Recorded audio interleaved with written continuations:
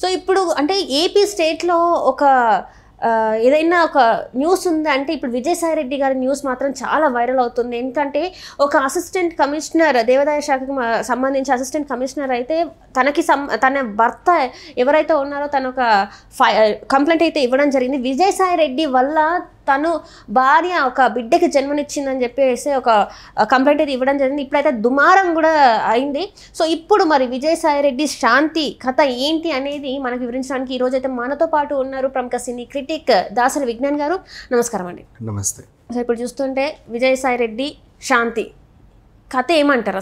అసలు ఏంటి ఈ విజయసాయి రెడ్డి ఏంటి, శాంతి ఏంటి? ఇప్పటిదాకా కొంతమంది నేతల భాగవతాలు మనం విన్నాం. ఇప్పుడు కొత్తగా విజయసాయి రెడ్డి పేరు తెర మీదకి వచ్చింది. అసలు వీళ్ళిద్దరి గురించి చెప్పండి. బోల్డ్ అని క్యారెక్టర్స్ ఉన్నాయి దీంట్లో. ఒక్కొక్కరు యాంగిల్లో చూసుకుందాం. Present Vijayasai Reddy character. విజయసాయి రెడ్డి అక్రమంగా ఒక మీడియా ఛానల్స్ నా మీద ప్రయత్నం చేస్తుంది. మీ అందరి సంగతి చెప్తా, పరువు నష్టం దావా వేస్తా అని ఆయన. ఇప్పుడు తెర మీదకి జడ్జి రామకృష్ణ అని ఒక ఆయన వచ్చాడు. ఆయన రిటైర్డ్ జడ్జి.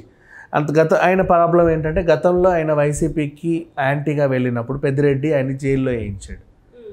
తర్వాత రిలీజ్ అయిన తర్వాత ఉండ్రా నాకు ఒక డేట్ రాదా మీ సంగతి చెప్తా అనుకున్నాడు. ఈరోజు వచ్చేసింది.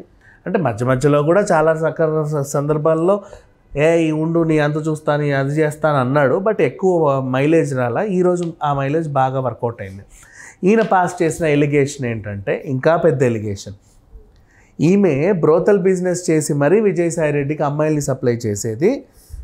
అలాగే వాళ్ళ మనుషులకు కూడా ఢిల్లీ వరకు అమ్మాయిలను సప్లై చేసేది అని.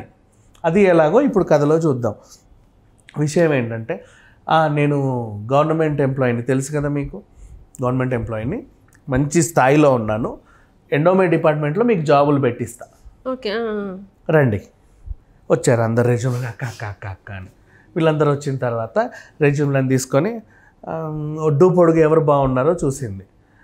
చెప్తానమ్మా, నేను కాల్ చేస్తా. ఓకే పో. కొంతమంది ఒడ్డు పొడుగు బాగున్న వాళ్ళు ఉంటారు కదా, వాళ్ళని తీసుకొచ్చి ఇంట్లో కూర్చోబెట్టుకునేది.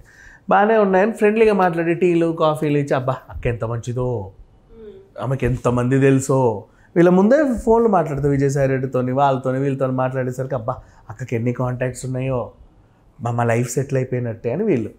వెళ్ళిరా రేపురా ఆధార్ కార్డు పట్టుకొనిరా, వస్తారు మళ్ళీ అదే సోది ఏదో చెప్పేది ఈమె గురించి. ఆమె రేపురా వెళ్ళి సర్టిఫికేట్లు పట్టుకురా, రేపురా వెళ్ళి అది పట్టుకురా ఇది పట్టుకురా. అలా 4 రోజులు 5 రోజులు వీళ్ళు వచ్చిన తర్వాత ఈలోపు క్లోజ్నెస్ పెంచుకొని ఈమె పర్సనల్ ఇష్యూ. ఒకరోజు వచ్చినప్పుడు ఏడ్చేది, ఏం లేదురా నా మూడు బాగాలేదు. ఏమైందక్క అంటే, ఏంటో బాగాలేదు అంతే, నా మాజీ భర్త నన్ను బాగా వేధిస్తుంది. మాజీ భర్త ఏమైందక్క అంటే, ఏం లేదు ఇట్లా డైవర్స్ తీసుకుని అయిపోయింది, పిల్లల కోసమే ఇట్లా ఉన్నా, అప్పుడప్పుడు వచ్చి వేధిస్తూ ఉంటాడు. నేను ఇప్పుడు బాగానే ఉన్నా, యాక్చువల్గా ఎంత విడాకులు తీసుకున్నా పలానా సార్ నన్ను బాగా చూసుకుంటాడు, మంచి డబ్బులు ఇస్తాడు, నాకు గవర్నమెంట్ జాబ్ ఉంది, ప్రభుత్వంలో ఉన్న సార్ అండదండలు ఉన్నాయి, విజయసాయి రెడ్డి వీళ్ళందరూ నాకు బాగా తెలుసు, ఇంత బాగున్నా. కాకపోతే మనసుకు మనశ్శాంతి లేదు. వాడిని ఏమైనా చేయొచ్చు, వాడి సంపాలన నాకు 10 నిమిషాలు పట్టదు, కానీ పిల్లల కోసం ఆలోచిస్తున్నా, కానీ వాడు మాత్రం టార్చర్ చేస్తుండని ఏడుపు. అయ్యో ఉండక్క ఏం బాధపడకని వీళ్ళు. ఓకేనా? ఈ తరఫులో వీళ్ళని మోటివేట్ చేసేది అంటే స్టోరీ చెబుతా, పలానా సారు వాళ్ళతో క్లోజ్గా ఉంటే బాగుంటుంది, లైఫ్ బాగుంటుంది, ఎట్లా అవుతావు, జాబుదే ఏముంది మహా అయితే, నా జాబుదే ఏముంది అమ్మా, నా శాలరీ ఎంత తెలుసా, ఉండు స్లిప్ చూపిస్తా చూడు, 54,000, కానీ చూడు నా లగ్జరీ చూడు, ఈ నగలు చూడు.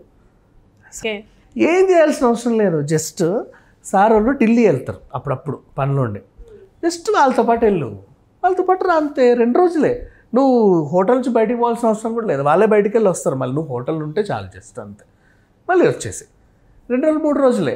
ఈ జాబ్ చేస్తే ఎంత, నీ జీతం అయితే 30-35 వేలు వస్తుంది.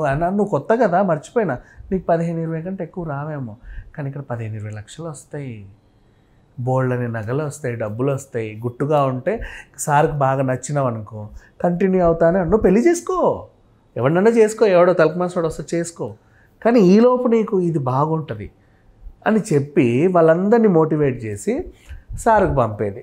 ఈ సార్లు ఇద్దరు ఏం చేసేవాళ్ళు, వాళ్ళని యూజ్ చేసుకొని, అలాగే ఆ కింది స్థాయి వ్యక్తులు కూడా, సార్ మరి ఢిల్లీ వెళ్తున్నాం మరి అనగానే, ఒక నిమిషం ఫోన్ చేస్తా, శాంతి మన వాళ్ళు ఢిల్లీ వెళ్తున్నారు మరి అనగానే, పర్లేదు సార్ నెంబర్ని పంపించండి నేను చూసుకుంటా. ఈ రకంగా చేస్తే ఆమె హెలికాప్టర్లలో తిరగడం, లగ్జరీ వాచ్లు, లగ్జరీ హ్యాండ్ బ్యాగ్లు, luxury goggles, luxury sandals maintain చేయడం స్టార్ట్ అయింది. ఇలా ఈమె సంపాదించింది బ్రోతల్ బిజినెస్ చేసి, అండ్ వాళ్ళే కాదు వాళ్ళ కిందోళ్ళకు కూడా సప్లై చేసి, విజయసాయి రెడ్డి ఒక బ్రోతలు, ఈ సుభాష్ కూడా ఒక బ్రోతలు అనే ఒక ఎలిగేషన్ ఈ జడ్జి రామకృష్ణ అని ఆయన పాస్ చేశాడు. ఇప్పుడు ఈ కథ అంతా అయింది, ఈవిడ ఇట్లాంటిది అని. మన అభిప్రాయం కాదమ్మా, వాళ్ళు చెప్పింది మనం మాట్లాడుకుంటున్నాం. ఆయన అభిప్రాయం ఇది, అభిప్రాయం కాదు, ఆయన కళాఖండిగా చెప్పేస్తున్నాడు. వీళ్ళు బ్రోతల్ బిజినెస్ ఇలా చేశారు, వీళ్ళందరూ ఇలా చేశారు. ఆయన చెప్పిందేనేం కాదు, అంటే మనం చెప్పింది కాదు, ఇలా జస్ట్ వీళ్ళందరూ మాట్లాడుకుంటుంటే ఈ స్టోరీ అంతా చూసి మనం జస్ట్ ఒక ఎనలైజ్ చేసామంతే, అంతమించి ఇంకేంలా. ఇకపోతే ఆయన పాస్ చేసిన ఎలిగేషన్ ఇది. ఇప్పుడు ఓవరాల్గా చూసుకుంటే ఇప్పుడు ఈమెను అడుగుతున్నాం, అమ్మ నీకు ఇంత మెయింటైన్ చేస్తున్నావు, అదేదో వేస్తున్నావు, ఎక్కడిది? అప్పుడేమో అంటే మీ ఆయన చెప్పాడు, నేను వెళ్ళేటప్పుడు చుడిదార్ వేసుకొని ఇట్లా ఉండేదండి, ఇప్పుడు వచ్చాక ఇలా ఉందండి అంటున్నాడు. అలా ఎలా అయ్యావు నువ్వు అని అడుగుతావు. అండి ఎంత ఎస్టీ మహిళ, ఎంత గిరిజన మహిళ అయితే మాత్రం ఆ మాత్రం మెయింటైన్ చేయొద్దో చెప్పండి. నేను సంపాదిస్తున్నా, నేను పలానా జాబ్లో ఉన్నా, నాకంటూ ఒక హోదా ఉంది, రోజు తీసుకెళ్ళే డ్రైవర్ ఉన్నాడు, ఆ మాత్రం మెయింటైన్ చేయొద్దా? అలా బతికితే తప్ప చెప్పండి అని ఈవిడ అడగడం. తప్పులేదమ్మా, నువ్వు బతకు, నష్టమేం లేదు. నువ్వు కంచిపట్టు చీర కట్టుకున్నా సరే, పోనీలే ఆడపిల్ల కదా, ఎక్కడి నుంచో ఎవడన్నా పెట్టి ఉండొచ్చు, లేదా కొన్ని ఉండొచ్చు. 30,000 చీర కట్టలేమా మినిమం ఫంక్షన్కి? ఆ మాత్రం మెయింటైన్ అనుకుంటాం. కానీ నువ్వు ₹1,00,000 అంటే కొన్ని 15 లక్షలు 20 లక్షలు ఖరీదు చేసే గౌన్లు వేస్తున్నావు, సింగిల్ గౌన్, హెయిర్ స్టైల్ ఇలా మార్చేసావు, రోజు హెయిర్ స్పా చేస్తున్నావు, ఇటన్నా అటేమో హెలికాప్టర్లో వస్తున్నావు, ఇట్లా ఒక హ్యాండ్ బ్యాగ్ వేసుకుంటే దాని వాల్యూ 80 lakhs ఉంటుంది, నీ వాచ్ ఏమో ₹1,00,00,000 ఉంటుంది, నీ చెప్పులు శాండిల్స్ ఏమో 70 లక్షలు ఉంటున్నాయి. నువ్వు ఏం చేసుకున్నా అంత మరి అంత లగ్జరీ అయితే ఉండవు కదా. నువ్వు నీతా అంబానీ ఆ రేంజ్ అయితే కాదు కదా, ఒక ఎట్లా ఎంత కాదు కూడా గృహిణివి. ఇది మాకు వచ్చిన డౌట్ ఒకటి. రెండో డౌట్ ఏంటంటే, ఇప్పుడు మీ ఆయన నిన్ను బ్లాక్మెయిల్ చేశాడు 30 కోట్ల కనుక నువ్వే ఒప్పుకున్నావు. నీ బతుకేంటో, నీ స్థాయి ఏంటో, నీ సంపాదన ఏంటో మీ ఆయనకు తెలుసు. అలాంటి ఆయనకి నీ గుట్టు ఏదన్నా తెలిస్తే నిన్ను బ్లాక్మెయిల్ నిజంగా చెయ్యాలి అనుకుంటే, అవునా, నీ దగ్గర మహా అయితే బంగారం ఉంటుందో 20 లక్షల దాకా చేయొచ్చు, ₹1,00,00,000 కూడా అడగవచ్చు. నువ్వేం చేస్తావు నాకు తెలియదు, తెచ్చి అని కూడా అనొచ్చు. లేదండి 50 వరకు ఇచ్చుకోగలనా నువ్వు చెప్పుకుంటే సరే, వాడు కన్విన్స్ అవ్వచ్చు. అంతేకాని 30 కోట్లు నేను ఎలా అడుగుతాడు? నిన్ను నిలువున నరికినా రాదు, నువ్వు చచ్చే వరకు చాకరీ చేసినా నాకు రావు, నువ్వు రిటైర్ అయినా కూడా రావు. ఎలా అడుగుతాడు? అక్కడే డౌట్ వచ్చింది. సో ఇలా ఉంది. ఎవరి డౌట్లు వాళ్ళకు ఉన్నాయి, ఎవరి ఇది వాళ్ళు చెప్పుకుంటున్నారు. ఈ అమ్మాయి నా పిల్లకి తండ్రి సుభాష్ అంటుంది. సుభాష్ అమ్మో నాకు నా పిల్ల సంసారం ఉంది, అబ్బాయి నాకు అది తెలియదు, సంతకం పెట్టదు అని ఆయన అంటున్నాడు.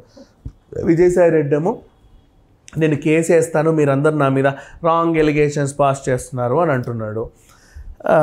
మొగుడికేమో ఎట్లా విడిపోయాను కదా, దీని గుట్టు నాకేదో తెలిసింది, పైగా వెనకాల పెద్ద పెద్దోళ్ళు ఉన్నారంట, వాళ్ళందరినీ ఏదో చేసి 30 కోట్లు 20 కోట్లు కొట్టేద్దామన్న దాంట్లో ఆయన ఉన్నాడు. ఈమె బ్రోతల్ బిజినెస్ చేస్తుంది, వాళ్ళకు కూడా బ్రోతల్ బిజినెస్ చేస్తున్నారు, ఢిల్లీకి నుంచి అమ్మాయిలకు సప్లై చేస్తున్నారని రిటైర్డ్ జడ్జి రామకృష్ణ అన్నాడు. ఇన్ని స్టోరీలన్నీ కలగొలిపితే ఈ శాంతి కథ ఉంది. ఇది ఎప్పుడు శాంతంగా ముగుస్తుందో మాత్రం తెలీదు. ప్రజెంట్ అయితే నడుస్తా వచ్చిన ఇంకో ఎలిగేషన్ ఉంది. సరే ఉండు, నీకు ఇన్ని నగలు ఎక్కడివి? ఫస్ట్ దాని గురించి ఆన్సర్ చెప్పు. పోనీ నీకు నగలు ఎక్కడి? నువ్వు కొన్నాను అంటే నమ్మవు, ఎందుకంటే నీకు 54,000 మాత్రమే సాలరీ, రైట్? అయితే నీకు కానుకలన్నా రావాలి. అంత కానుకలు ఎవరు ఇచ్చారు? పోనీ సరే ఇచ్చారు, మీ పుట్టింటోళ్ళు కిడ్నీలు అమ్ముకొని మరీ నీకు ఇచ్చారు, నేను ఒప్పుకుంటా. అయినా సరే అన్ని నగలు ఉండవు. నువ్వు ఎండోమెంట్ డిపార్ట్మెంట్లో కదా పనిచేసేది, ఏ గుడో నొక్కావు కదా, నిజం చెప్పు. అంతే కదా. అట్లా ఉంది. ఏ అమ్మవారి నగలో దొబ్బేసావా, లేకపోతే ఇంకేమైనా చేసావా, ఏమైనా అవకతలు లేదు, బల్ల కింద చేతులు పెడుతున్నావా? ఇట్లాంటి డౌట్స్ వస్తున్నాయి. అంటే దేనికి కూడా ఇక్కడ పొంతలేని ఆన్సర్ అనమాట. సో ఓవరాల్గా చూసుకుంటే ఇక్కడ ఇప్పుడు విజయసాయి రెడ్డి గారి మెడకైతే ఒక అంటే నేను ఇక్కడ అడిగే క్వశ్చన్ ఏంటంటే, ఆల్రెడీ వైసీపీలో చాలామంది ఇలాంటి మహిళల్ని వేధించిన వాళ్ళే ఎక్కువ సంఖ్యలో ఉన్నారు. ఇన్ని రోజులు ఏంటంటే కొంతమంది పేర్లు బయటకు వచ్చాయి. ఇప్పటివరకు విజయసాయి రెడ్డి వెనకాల ఉంది ఏంటంటే భూ కబ్జా, అది విశాఖలో ఉన్న భూములన్నీ కబ్జా చేశారన్న అయితే వచ్చింది. ఎప్పుడు కూడా ఇలాంటి మహిళల గురించి రాలేదు. ఇది ఫస్ట్ టైం అనుకోవచ్చు, నాకు తెలిసినంతవరకు నేను చెప్పేది. సో ఇప్పుడు ఈయన పేరు రావడం వెనకాల ఇది ఆల్రెడీ జగన్మోహన్ రెడ్డికి తెలిసి సైలెంట్గా ఉన్నారు అని కూడా వస్తుంది. మరి ఇందులో వాస్తవం ఉందంటే లేదంటే ఈ రిటైర్డ్ జడ్జి ఎలిగేషన్ పాస్ చేసింది. వీళ్ళందరికీ ఈ విజయసాయి రెడ్డి అండ్ సుభాష్ ద్వారా వయా శాంతి ద్వారా అమ్మాయిలు సప్లైలు అవుతున్నాయి. ఆ శాంతి ఏమో ఎప్పుడు